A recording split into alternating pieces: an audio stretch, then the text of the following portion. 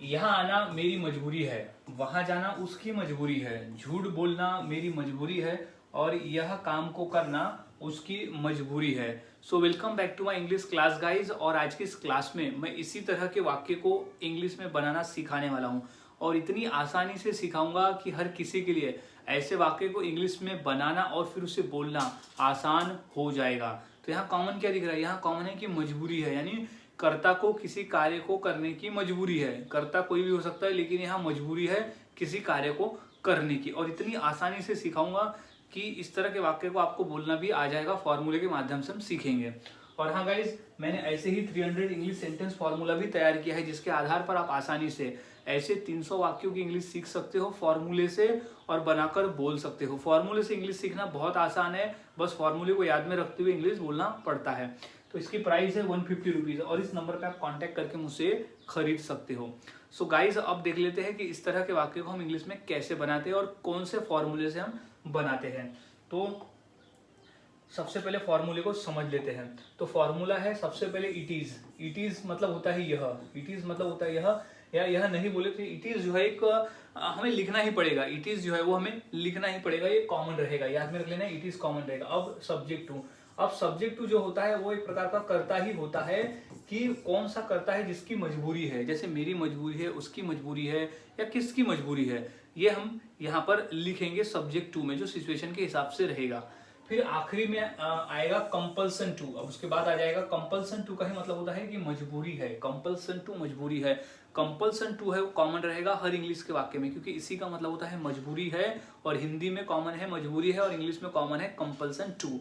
अब क्या कंपल्सन है यानी क्या मजबूरी है, वो क्रिया में हम V1 फॉर्म में लिख देंगे क्रिया में। अब क्रिया जो है वो सिचुएशन के हिसाब से बदलेगा। क्रिया कुछ भी हो सकता है, V1 कुछ भी हो सकता है, प्लस ऑब्जेक्ट बचा हुआ भाग। तो कंप्लीट फॉर्मूले क्या है? It is plus subject two plus compulsion two plus V1 plus object. अब हमने फॉर्मूले समझ लिए, अब वाक्य को बनाना सीखते हैं ताकि आपको फॉर्मूले अच्छी तरह से समझ में आ जाए। तो पहला वाक्य है यहाँ आना मेरी मजबूरी है, यहाँ आना मेरी मजबूरी है। तो सबसे पहले हमें लिखना पड़ेगा it is. It is, it is common रहेगा, इट इज। अब किसकी मजबूरी है? मेरी मजबूरी है। तो सब्जेक्ट टू में क्या लिखूंगा? My. It is my, it is my compulsion to, it is my compulsion to, it is my compulsion to, it is my compulsion to, यानी मजबूरी है। अब क्या करने की मजबूरी है? यहाँ आने की। तो V1 में आ जाएगा कम, यहाँ यानी हियर। तो it is my compulsion to come here, यानी यहाँ आना मेरी मजबूरी है। अब नेक्स्ट है कि वहां जाना उसकी मजबूरी है, वहां जाना।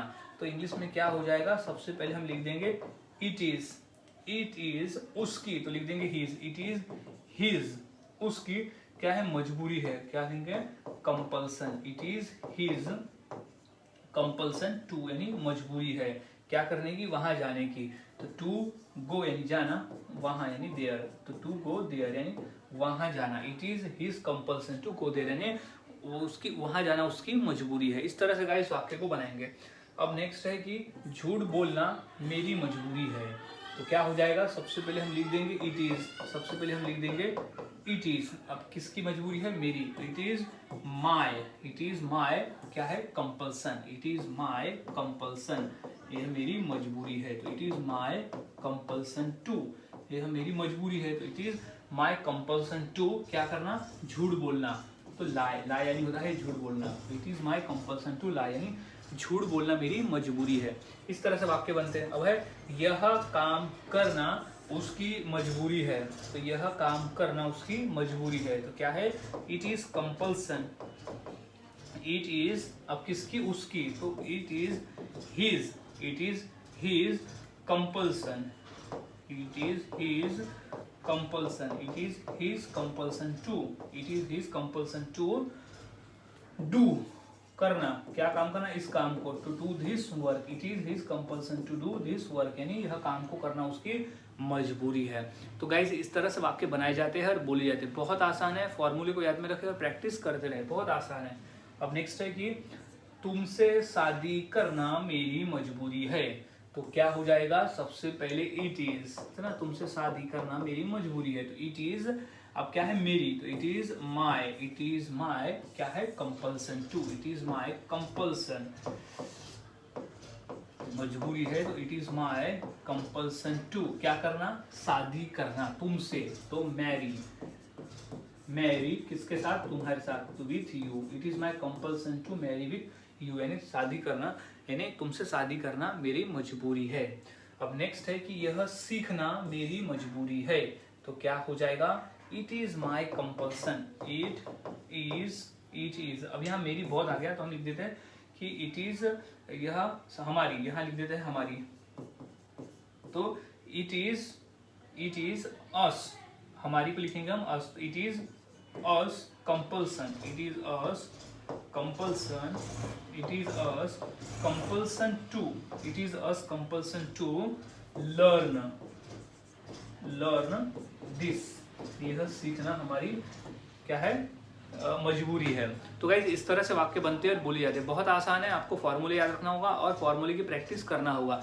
जितनी अधिक आप प्रैक्टिस करोगे उतना आसान होगा और उतना ही आसानी से आप बनाकर बोल लेते हो।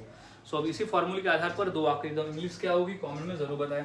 जैसे इंग्लिश में बोलना मेरी मजबूरी है और खाना बनाना हमारी मजबूरी है, तो ये दो वाक्य की इंग्लिश क्या होगी इस फॉर्मूले के माध्यम से मुझे कमेंट सेक्शन में जरूर बताएं। और वाक्यों की प्रैक्टिस करते रहे, जितना अधिक आप प्रैक्टिस करोगे उतना आसान होगा और उतना ही आसानी से आप ऐसे वाक्य को बनाना सीख जाते हो। तो मिलता हूँ गाइज ऐसे ही और नए फॉर्मूले के साथ अगली वीडियो में। तब तक के लिए चैनल के साथ बने रहे, वीडियोस को देखते रहे और इसी तरह से सीखते रहे।